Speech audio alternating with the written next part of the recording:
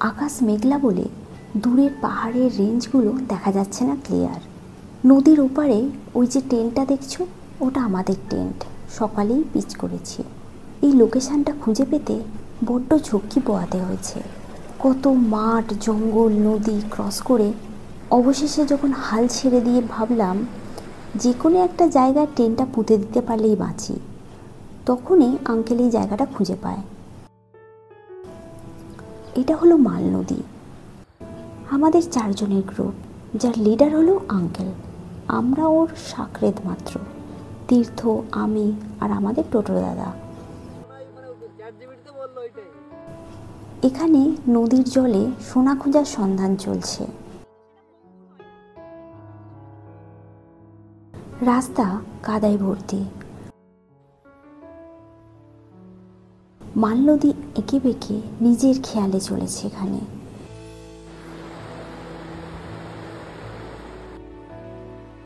এখানে নদীর গভীরতা বেশি, তাই স্রোতও বেশি। এই ঝর্ণার জল গিয়ে মিশেছে মাল নদীতে। এখানে বসে ভাবছি নদীটাকে ক্রস করি কি করে। তারপর সবার দেখা দেখি আমিও ক্রস করে ফেললাম। এখানে তো দা দিয়ে জঙ্গল কেটে রাস্তা বানিয়ে চলতে হচ্ছে, ঠিক যেমন গল্পে পড়েছি, প্রতি মুহূর্তে অ্যাডভেঞ্চার। এখানে আবার এই ছোট্ট বাঁশের পুল দিয়ে নদী ক্রস করতে হলো। বাঁশের পুলটা এতটাই নড়ছিল যে মনে হচ্ছিল পড়ে যাব।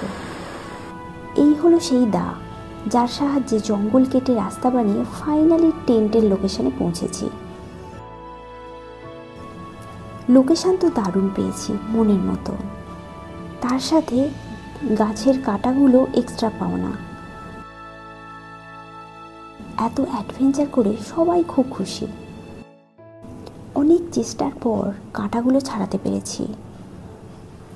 সকাল থেকে অনেক হেঁটে সবার খিদে পেয়ে যাওয়ায় লাঞ্চ সারলাম। রুটি, ডিম সিদ্ধ, সোয়াবিনের তরকারি, কলা আর স্যালাড। পেট পুজো করে যে যার মতো করে জায়গাটা ঘুরলাম। আমি যদিও বেশিরভাগ সময় নদীর ধারে পাথরের ওপর শুয়ে কাটিয়ে দিলাম। দুপুর গড়িয়ে বিকেল হলো। লোকালরা তাদের গরুর পাল নিয়ে বাড়ি ফিরছে। এবার আমাদেরও বাড়ি ফেরার পালা। সব গুছিয়ে নিয়ে চা বাগানের ভিতর দিয়ে বাড়ি ফিরলাম।